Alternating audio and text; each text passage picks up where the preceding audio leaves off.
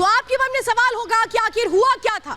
तो चलिए जरा मैं इस वक्त आपको बताती हूँ कि हुआ क्या था। सिलसिलेवार तरीके से इस पूरी वारदात की एक एक कहानी बताती हूँ कि आखिर किस तरह से दुकान बंद करके ये जो आरोपी है ये मासूमों के घर पर पहुंचता है पूरी साजिश के साथ। वो मासूम जिनको पता भी नहीं था, उनके घर वालों को भी नहीं पता था, घर पर मासूमों के पिता विनोद मौजूद नहीं थे। साजिश क्या थी? वो सीधे सीधे थी कि विनोद की परिवार की जान ले ली जाए। विनोद की पत्नी से 5,000 रुपए उधार मांगे गए। अपनी पत्नी की प्रेगनेंसी का बहाना बनाया गया साजिद की ओर से। विनोद को फोन कर पैसे मांगने की जानकारी दी गई उसकी पत्नी की ओर से। विनोद ने साजिद को पैसे देने के लिए अपनी पत्नी को कहा, ठीक है भाई, हम आमने सामने रहते हैं, पता है, दे दो पैसे। यानी एक तरह से उनके मन में यह था कि इनकी मदद की जाए, लेकिन साजिश मन ही में पल रही थी साजिद के। साजिद ने विनोद को एक तरह से, विनोद की जो पत्नी है, जब उसने पैसे दिए तो उसने कहा विनोद की पत्नी से कि मेरे लिए चाय बना लाइए।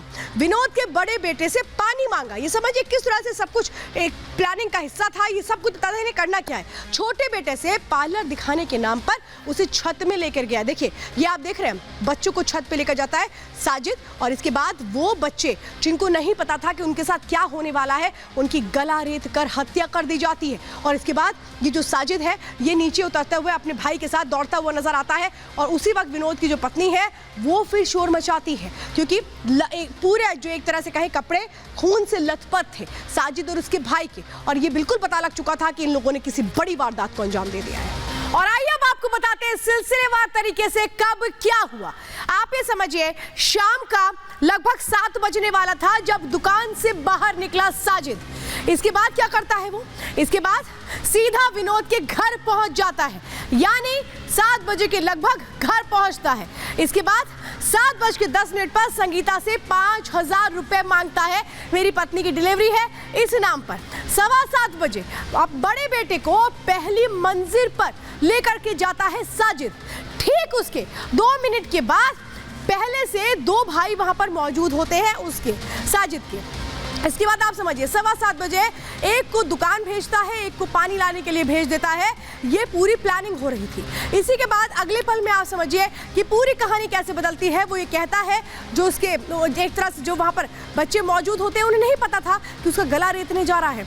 महज कुछ ही मिनटों में उनको मौत के घाट उतार देता है। ये पूरी की पूरी कहानी अगर आप देखेंगे तो सिर्फ और सिर्फ 15 मिनट की है। 15 मिनट पूरा खेल खत्म कर दिया जाता है।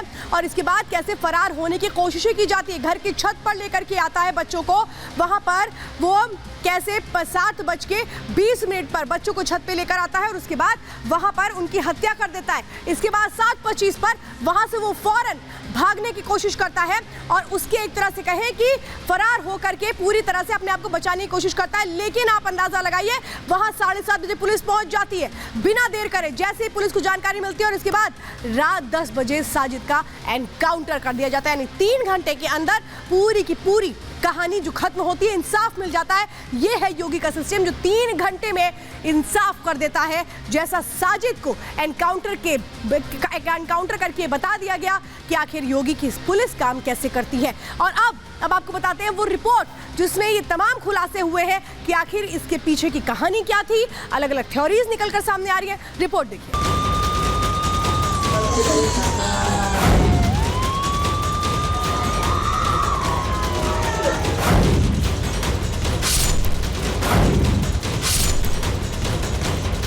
अपराध और अपराधियों के प्रति जीरो टॉलरेंस की नीति के तहत कार्य करेंगे। अपराधियों का नाम सत्य है।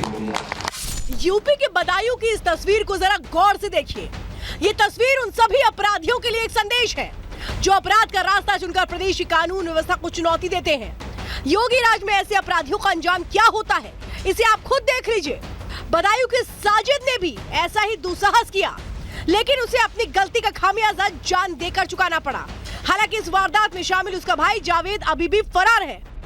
रिपब्लिक भारत उस जगह पर मौजूद है जहां पर साजिद का एनकाउंटर किया गया। बताया जा रहा है कि इन्हीं झाड़ियों और इन्हीं खेतों के बीच में से एक शख्स जिसके कपड़ों पे बहुत सारा खून लगा हुआ है वो यहां से गुजर रहा है। पुलिस टीम तुरंत मौके पर पहुंचती है और जिस तरीके से पुलिस ने भी बताया कि साजिद ने पुलिस पर फायरिंग करना शुरू किया जब पुलिस ने उसको घेरने की कोशिश की और जब जवाबी कार्रवाई की गई तो पुलिस के मुठभेड़ से जो साजिद है उसका एनकाउंटर यहां पर हुआ है। साजिद ने जब अपने पड़ोसी के घर में घुसकर उनके 2 मासूमों की निर्ममता से हत्या की तो उसने सोचा भी नहीं होगा कि इस वारदात के महज 3 घंटे के बाद ही उसका भी खेल खत्म हो जाएगा। जरा सोचिए कि आपका कोई पड़ोसी आपके घर आकर मदद मांगे और आप मदद भी कर दें, उसके बावजूद भी वो आपके बच्चों को मार दे, तो आप क्या कहेंगे? हमें जावेद की मौत चाहिए। जैसे हमारे 2 बच्चे गए, हमें वो भी 2 एक हुआ, दूसरे की भी मौत चाहिए। जैसे हमारे बच्चे गए तड़प तड़प के मरे तो ऐसे वो भी मरना चाहिए। मुझे इंसाफ चाहिए, इंसाफ चाहिए। काउंटर हुआ है हमारे तो भैया सजा मिलनी चाहिए। जैसे हमारे बच्चे गए हैं हमें तो ये पता चले कहीं निकल। मेरे दिल में मेरी सब्जी बना डाली मेरे बच्चे की, मैं क्या बताऊँ। बदायूं की शैतान के खौफनाक वारदात से न सिर्फ 2 बच्चों की जान गई बल्कि पड़ोसी जैसे भरोसे के रिश्ते का भी कत्ल हो गया। इस वारदात के बाद से बदायूं हिल उठा है। चारों तरफ विरोध प्रदर्शन और तोड़फोड़ होने लगी। नाराज लोगों ने साजिश के सैलून को तहस नहस कर दिया।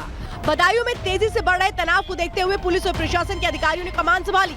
इलाके में भारी फोर्स को तैनात कर लोगों को बड़ी मुश्किलों से समझा बुझाकर शांत कराया गया।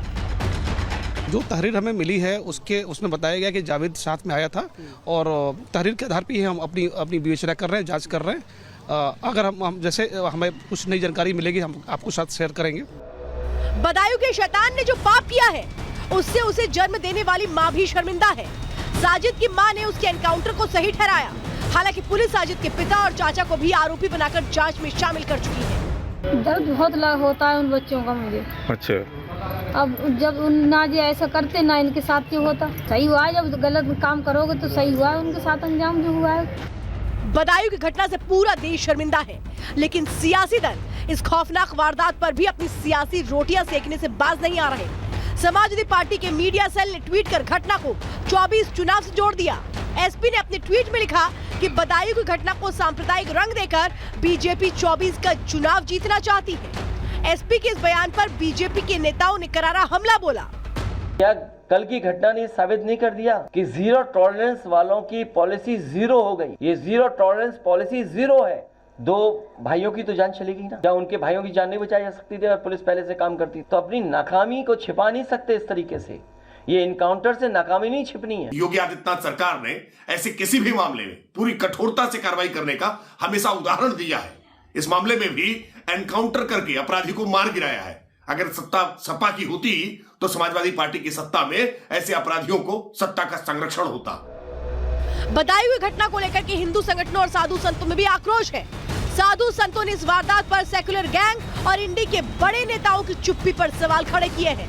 असुद्दीन ओवैसी शांत है, देश में राजनीति करते एक सांसद है, वो शांत है। असुद्दीन ओवैसी विपक्ष के राहुल गांधी भी शांत है, प्रियंका जी भी शांत। ऐसा कोई जो मारने वाला इंसान तो हो ही नहीं सकता, चाहे कितनी भी दुश्मनी हो। कोई मासूम बच्चे को मारेगा? ये तो दरिंदा से भी महादरिंदा है। बदायूं की घटना पर योगी ने जिस तरह से क्विक एक्शन लेकर हालात को संभाला, उससे प्रदेश के साथ देश भर में उनके मॉडल की प्रशंसा हो रही है। यही वो मॉडल है जिसके बल पर योगी यूपी लोकसभा में 80 सीटें जीतने का दावा कर रहे हैं। वहीं दूसरी तरफ योगी के एक्शन को देखकर विपक्ष को समझ नहीं आ रहा कि वो क्या करे। यही वजह है कि विपक्षी दल इस जघन्य वारदात को हिंदू मुस्लिम का रंग देकर ध्रुवीकरण की सियासत कर रहे हैं। Bureau report, Republic Bharat.